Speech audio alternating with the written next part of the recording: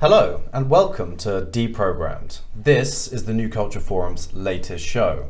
I'm Rollo Pinhol, and if you're anything like me, you'll recognise that the world around us seems to be going completely mad. So, over the coming weeks, we'll be looking at the news and social media, trying to work out where this all came from, where it is right now, and where it might be going. I'm joined today by Poppy Coburn, a writer for Conservative Home, and Harrison Pitt, a writer for the European Conservative. Now, Poppy, before we started filming, you were talking about a column that came out today. What was that about? Yeah, so it's actually my first proper column for Conservative Home, and I decided to write it about something that caused a lot of fuss in the news, but hadn't really given any commentary. You know, there wasn't really anyone who'd written a bit of analysis about it. And this was the Knowsley riot or protest. And basically what happened is a group of a few hundred or so people arranged a protest outside of a hotel in Knowsley, which is just outside of Liverpool, against, and it was a hotel that was housing asylum seekers. Right, so what happened, some people came there, a few hundred, there was a counter-protest with Care for Calais. So this is one of those hotels where we're seeing all across the country, right. The government is sticking. Basically, new arrivals coming across the channel, there's no room for them in the detention centres, so we're temporarily putting them in hotels. So there are detention centres? There are, but they are completely full to the brim. Completely full to the brim. And are they, is a detention centre like a prison? It sounds like a kind of... they're supposed to be short term, right? But because we have so many people coming, like tens and tens of thousands coming, there's just no way to deal with them, no way to process people's asylum applications, right? So people should be, in theory, getting their asylum application processed in a couple of weeks. In reality, it's taking years. So they arrive here. It's not from an airport, is it? No. It's through the channel. Right, so they come, and this is the dinghies on the boats. Right, yeah, the small boats. They're landing on the beach, and then when it says claim asylum, they just say to the lifeguard that we're seeking asylum. Basically, yeah, right. So, and then you have to legally go through a process. 47,000 of them only last year. Yeah, right. Only last year. Yeah. Right. So anyway, the point is, there's this hotels, as you've said, across the country are being filled with people who have crossed over to the channel quite recently. And the problem is, naturally, this is causing quite a bit of tension, because if you live in a small community and you've got your local hotel, whether it may be a travel lodge or a 5-star country hotel you've got your wedding planned in, all of a sudden the Home Office is bidding against you for those hotel rooms, and they're filling it with people who are predominantly young males from areas like Eritrea, Afghanistan, Pakistan, etc. This is where a lot of them are coming from. So that's the profile of the average person that's crossing over. But you said 5-star hotels. They can't sit there. No. It really is 5-star hotels. The reason I mentioned the wedding thing is because there was a case of one gentleman, very unfortunate, who had literally booked a wedding in one of these luxury hotels down in Dorset, and the hotel suddenly cancelled his wedding and said we can't because the Home Office has just placed loads of asylum seekers there. And it's in the hotel's interest to do that? They pay them loads of money. Yeah, they pay them loads of money. But yeah, so basically this is kind of the context of what's going on just up and down the country at the moment. So the people of Knowsley, from what we've been told, from what we gather through the news, spontaneously erupted in a very hateful protest against said asylum seekers who'd been living in these hotels, and they burnt out a police van and they attacked police officers, and one was injured, not seriously, but still it was it was a riot, it was violence, and immediately you get the condemnation. And so I thought, right, okay, people don't just spontaneously erupt into far-right demonstrations, particularly not people from Liverpool, because Liverpool is the most left-wing place in the country. Knowsley is the second safest Labour seat in the country. So I thought, right, what's actually going on here? Let me look on the local level. Why people actually came out onto the streets and felt they had to resort to such, kind of extreme acts. And I think to give a bit of context to that, the first thing we should do is look at a video that was circulating on WhatsApp in the days leading up to this event. And we'll play that clip now. How old are you? 25. 25. I'm only 15. Okay, good. That's not good. I want your Facebook. No, sorry. What's up? You don't do this in this country. It's you go to jail if you do this. Please, I want. No, you're not right. No. I'm 15. No, that's weird. Right, so what we just saw in that video, and I'll just preface this by saying this is all alleged, there's still a police investigation ongoing. Okay. But from what we can gather from this video, allegedly seems to be a young girl dressed in a school uniform, and we can tell this because there were photos that were added to the video afterwards. So she's dressed in her school uniform, and as she identifies herself, she's a 15-year-old girl. And she's been approached by a man in the street, and she's outside a leisure centre, which is very close to the said hotel in Knowsley, which is housing the asylum seekers, who is trying to solicit this child for sex. So this video starts getting shared around various Facebook and WhatsApp groups, and people have just had enough. And they're like, no, this is disgusting, you know, we need to protect our children. There are people who are hanging around outside the hotel, and they're trying to sleep with children, they're harassing women, and that was really the impetus for a lot of this. So it kicked off a kind of vigilante kind of group? A little bit, but if I could kind of zoom out just a teeny bit more, it's not just this video that set off the local people, it's more that there's been, unfortunately, a spate of crimes in a similar vein to this one over the last couple of months. There's one particularly harrowing case of an Afghan asylum seeker who was posing as a taxi driver who raped a 19-year-old girl, very vulnerable student, in the town centre in Knowsley in December. So this is, you know, just one example. There was another Afghan asylum seeker who had a past record of sexual harassment and sexual assault, who came with a knife and slit the throat of a 19-year-old boy. So there's been a few of these incredibly violent, so that shocking, video was like the straw that broke the camel's back. I think so, and I think so, and I think, you know, there's this real perception, and it's not entirely wrong, you know, not entirely misguided, that a lot of the people in these hotels do not necessarily fit that victim profile that they typically have and the way that they are presented by the government. And the problem is... What do you mean by that? What? Well, you know, the narrative that immediately came out in the aftermath of these riots, I mean, I'll use the example of Andrew Mitchell, because he's a government minister, and he was doing the rounds, and he was saying, you know, we have a duty to look after these people, to care for them. You know, we have an obligation as a country to look after them. Now, the thing is, you know, yes, some asylum seekers have come from places that are war-torn, but some of them haven't, you know, some of them have come from Albania, you know, and they come from cultures that are entirely incompatible with Britain. They are dumped in hotels, you know, they are not being supervised, they're not working, you know, they haven't got anything to do, they're milling around all day, and they do not respect the laws and values of this country. And they are committing some quite serious acts, and they are basically just being dumped onto the people of Britain, and when they complain are told, shut up, it's your duty.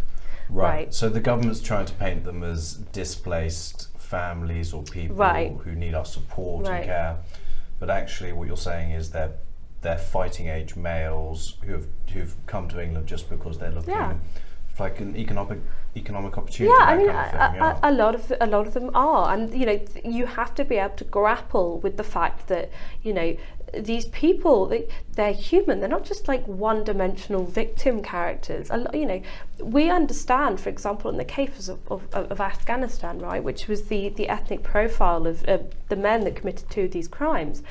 We talk constantly in the media about how misogynistic Afghanistan is, you know, how poorly they treat the women.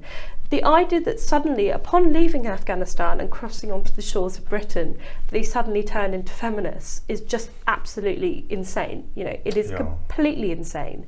And the problem is, you are not going to be able to use the smear of their far-right agitators forever, and it really does not work in Knowsley, because they are as far away from possible as your typical, I listen to Suella Braverman, I'm a Tory supporter, you know, that profile as you could possibly get. They are working class, they are incredibly left-wing, they are staunch Labour voters, but they know what's going on in their community, and they're not stupid. They can see what's happening. Knowsley as well, I looked into it a little bit, it's one of the most deprived parts of the country as well. So Poppy's absolutely correct to say that the government very much saddles these alleged victims on the people of Britain, but it's worse than that. It's the most deprived. Right. It's the most long-suffering people of Britain. So just to give you two statistics which I encountered, for example, Knowsley has one of the lowest educational attainment standards in the entire country.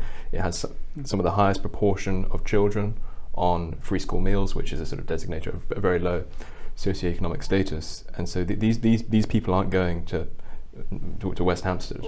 These people are being dropped on very deprived communities, and it's understandable that these communities think in that context.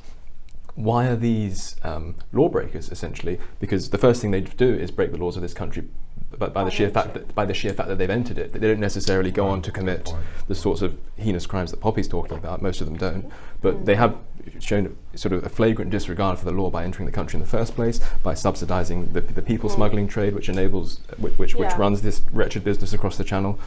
The idea that those people would be given special state-funded treatment, while the people of Knowsley, how do you pronounce this?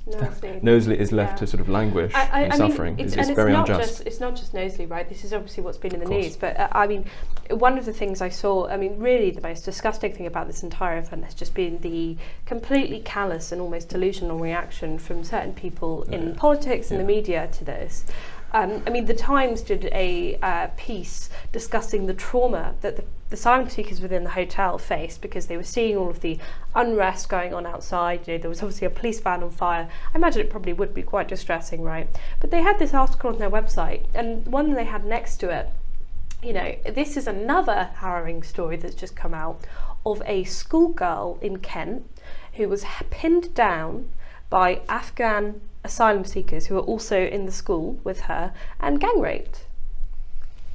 And this was next to it, and you think, you know, you can't keep asking people to feel pity forever, because people are just getting fed up. They are getting fed up. No one is listening to them. Nobody cares about them. And, you know, these are not minor crimes.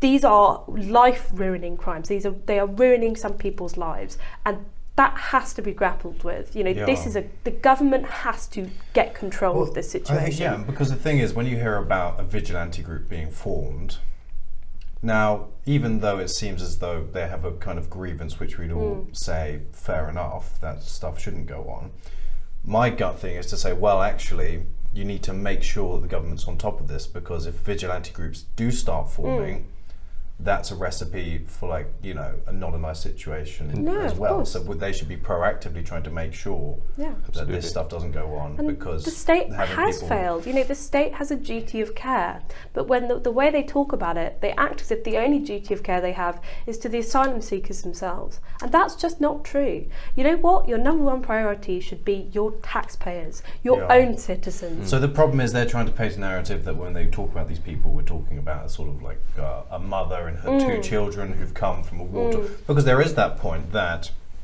basically we did mess around with their country, and so therefore the fact that it's kind of collapsed, we do bear some responsibility. Is there that argument? Would you agree with that? I mean, it depends on how you define it. I mean, by that metric, every country owes everyone else everything, you know. Yeah, but in the short term... I don't think that because we regretfully got involved in a conflict in Afghanistan, which, by the way, most people in this country did not want, you know, if you want to use that argument, then fine, let's put them next to Rory Stewart. Fine, let them move there. Yeah. The people of Knowsley didn't want a war in Afghanistan. Yeah. You know, they're not listening to Suella Braverman. They just want to be able to go about their lives and be safe. They don't want their daughters to be, you know, attacked with knives or raped.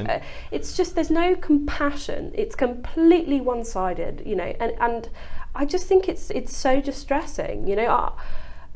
I just don't really know where we go from here. I'm worried that we're going to just see continuation in these patterns of vigilante violence again and again, because the state just doesn't get it. They just don't get it. But also, I mean, you spoke about how actually Moseley is an area which is very left-wing, so the idea they're going to paint them as right-wing doesn't really work.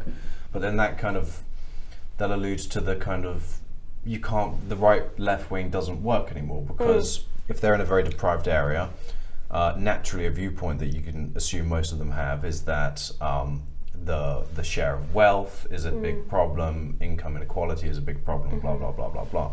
But I don't think for one second those people would not be socially conservative and not culturally conservative. That's my kind of hunch. Would you agree with that? It's not just Knowsley as well. I mean, Dublin has been erupting in protests. The same profile of people, white, working class, very left wing. The connecting feature here is that there is no mainstream political party that is representing anyone on the issue of immigration. Not a single one. So it doesn't matter if you are, a home counties Tory. It doesn't matter if you're a Scouser who would rather die than vote for a Conservative Party MP. You are united. If you both are concerned about immigration, no one's talking for you. No one. Yeah. That's where the real kind of black hole is. There is nobody willing to engage with that form of politics at all. And that's why you should be worried, because then when you do not have legitimate streams for people to pour their grievances into, when you've allowed the police service to just completely fall in and on itself, people will feel they need to take the law into their own hands. That's the government's responsibility to deal with. It's a point that Douglas Murray makes excellently in his book, The Strange Death of Europe, this sort of liberal obsession with fixating on the secondary problem rather than the primary problem. Right. You talk about vigilante violence. Clearly we don't want vigilante violence in our cities if we can avoid it. But vigilante violence doesn't tend to emerge in a vacuum. Right. Usually there are sort of long-run causes, short-run causes for it. And clearly one of the long-run causes of this sort of vigilante violence we've seen in Knowsley is the sort of enforced multiculturalism that successive governments have imposed on people of Britain who have never expressed any desire for it, and in fact have long expressed a desire for it to slow down. For 13 years at every electoral juncture. All parties have realised that they should probably promise for reductions in immigration, and nevertheless they keep shooting up. And so when you've got that sort of environment where these sorts of policies, this sort of the laxity of our immigration system, it continues in the teeth of public opposition, and people are going to feel as though they need to take the law into their own hands, and rather than fixate on the secondary problem, rather than focusing on the Tommy Robinsons of this world who react a little too brutally to this issue, we should focus on the primary problem. But Liberals don't want to do that because they are the cause of the primary problem. Exactly. Yeah, okay. And so Harrison, I saw you tweeting this week, you mentioned Douglas Murray. Douglas goes on about the kind of, his latest book was talking about how they're ripping through the kind of educational systems and trying to decolonize everything. Yes. Something rang similar with something you were tweeting. What were you tweeting? Well, so it was very interesting. Durham University. So all sorts of institutions at the moment, in the sort of in post BLM and post 2020, have been rushing to decolonize their, whether if they're museums, they're trying to decolonize their collections. If they're universities, they're trying. What does that mean, decolonize? So, it's a kind of vague term. Yeah, it is a vague term, and Nigel Biggar, in his recent book on empire, on the British Empire, talks about the equivocal ways in which the term decolonization can be used. I would define decolonization as the belief that far too much of world history and world culture has been viewed through the lens of Europe, and that reflects a sort of a white bias, effectively, in favour of Western Europeans as opposed to other parts of the world which tended to be colonised by European countries like Portugal, like Spain, like Britain, and France, and all the rest of it. And so there's a sort of an understandable claim which could be advanced in the name of decolonization, which is that we should be trying to elevate some of the unique cultural achievements of places like India and China, rather than giving too much space to sort of dead white men. We should be including more voices in the curriculum. Which makes total sense. Which makes sense. We're in Europe, right? So why would we talk about Europe? Well, there's that. True, right? That's crazy. There's that as well. But if there is a sort of an Indian Shakespeare who's languished for centuries, and we'd like to discover him. So there's nothing wrong with saying, well, we should give this stuff a place in our curriculum. It's another thing altogether to say that in order to give a voice to these perhaps neglected parts of the world, we need to actively denigrate people like Shakespeare, which tends to be the way in which the claim is advanced in our institutions. So decolonization is about that. It's about handing back, stolen artifacts to other parts of the world. This sort of thing. It's this sort of performative altruism, which people usually on the left exhibit towards sort of colonized parts of the world. So how does it work practically, though? So a really nice recent example is the fact that Durham University, don't quite know how this happened, but had come into possession. And Durham's a top UK university. Top UK university. It's a Russell Group university, yes.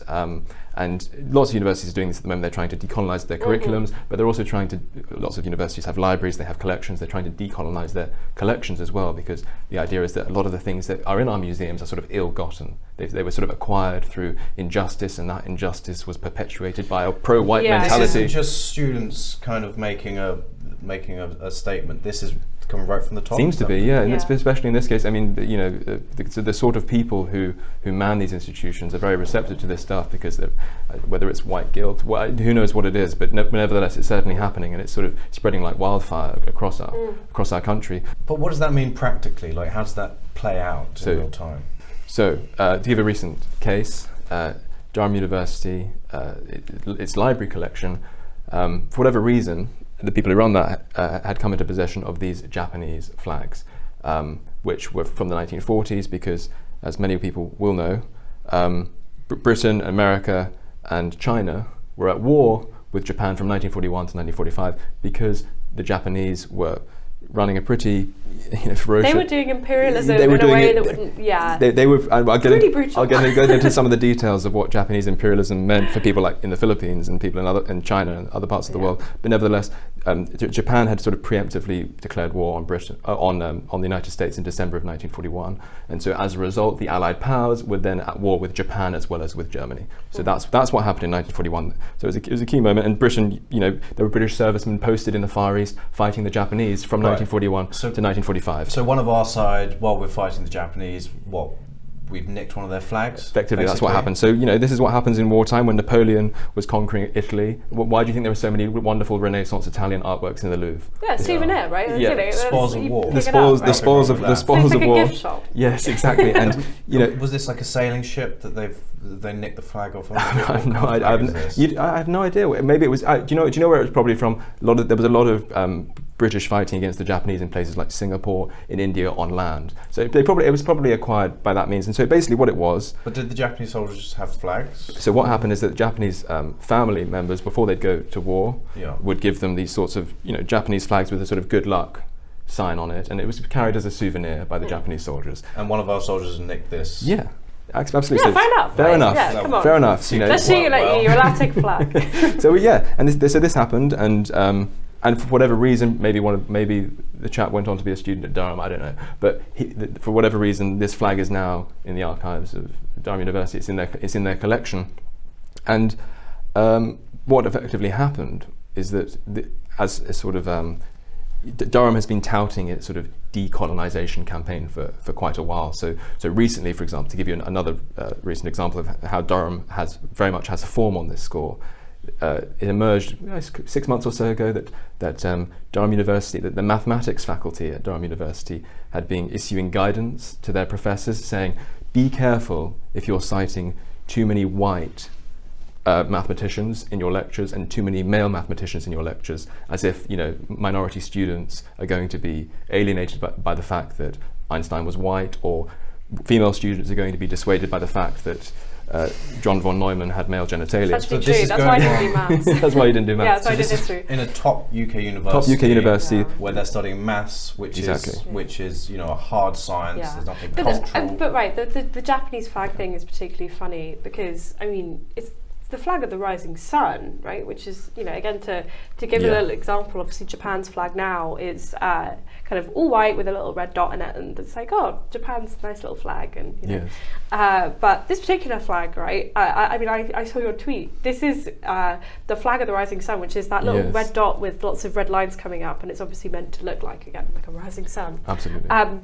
Now, if you were to show this flag to a Korean, they would be quite upset about that. It's like showing a swastika. It's like showing a Nazi flag to a Pole. Right. Is the equivalent of what it would be like to. So to give you one point of contact with how brutal Japanese imperialism could be, because we hear a lot about empire, and you know, I mean, the world has human history has consisted of empires for millennia. There's nothing new about empire. There's nothing. The British weren't inventive in wanting to have an empire. They were inventive in the sense that their empire was much more benign than many others. And so, to give you an example, people in Britain constantly go on about, and rightly it was wrong, even Churchill denounced it at the time, the Amritsar massacre, which was a case of a general called General Dyer, there was a protest in the Punjab in India, a Sikh protest against British rule, and a general called General Dyer ordered his troops to shoot on the crowds, and I think about north of 100 people died, and this, you know, Churchill denounced this in Parliament. Yeah. This was a big thing. That is an hour's work. Yeah. 100 dead is about an hour's work. Not even in the Japanese Empire. Tens of thousands of Chinese were slaughtered, including women and children in the rape of Nanking. Yeah, they're known to be cruel and nasty. And so what? So Durham has said. I mean, what's Durham said about this flag? They've said that in order for Britain was an empire at the time, and it was fighting in that Far East theatre. Britain needs to atone for its imperial past and for all of the treasures that it got as a result of its imperial past. Here's one of those treasures, this flag. Therefore, in the name of anti-imperialism, we're going to return it to a country which has never apologised for war crimes. Which has never apologised for its own war crimes. So it's literally like us finding that a university has a bit of Nazi memorabilia. It's a little bit like that.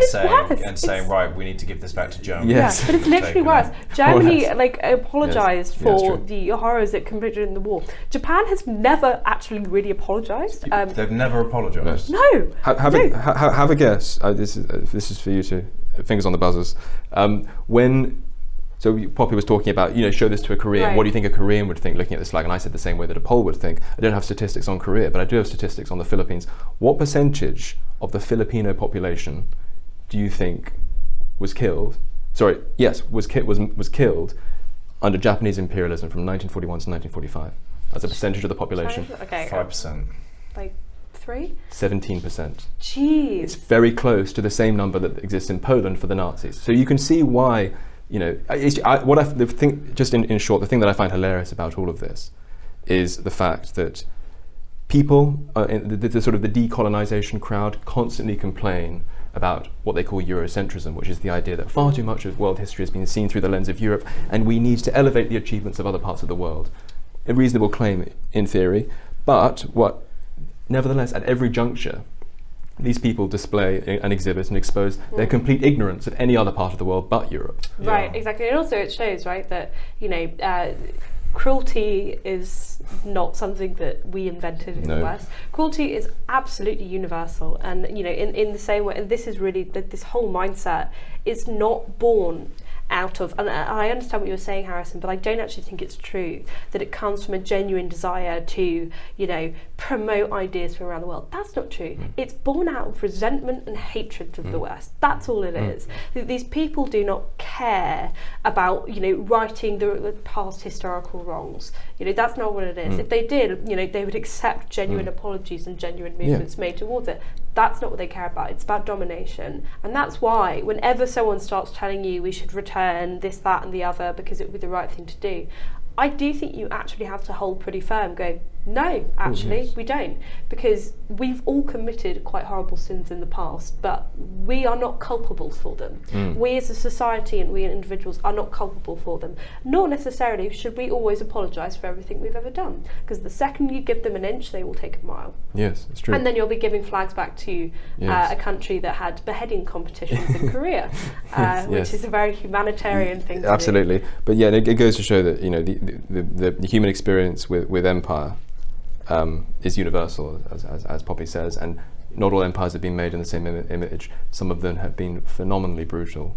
And I just think it's funny that this crowd has sort of bestowed a progressive nod of recognition on the Japanese without actually taking an interest in what the Japanese are up to. And have the Japanese gone along with this? So that would be the worst part. If the Japanese didn't actually themselves stand up and say, "Look, we don't want to spotlight shone on this period in our history all that much." It's interesting.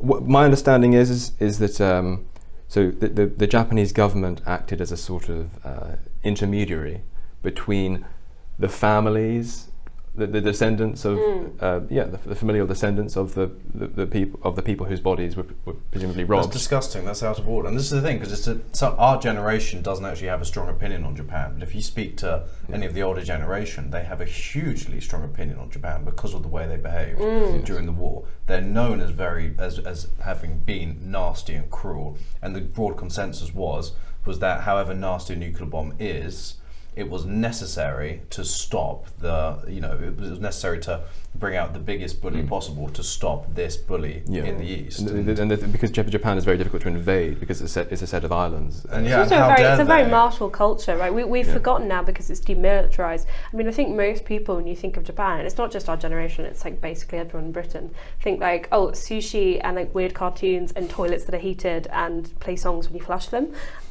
which is just, again, really probably quite good PR for Japan, but again, it's once you leave that kind of bubble, Japan has always had a quite chauvinistic, hyper-militaristic culture. Well, there's this running assumption, isn't there, that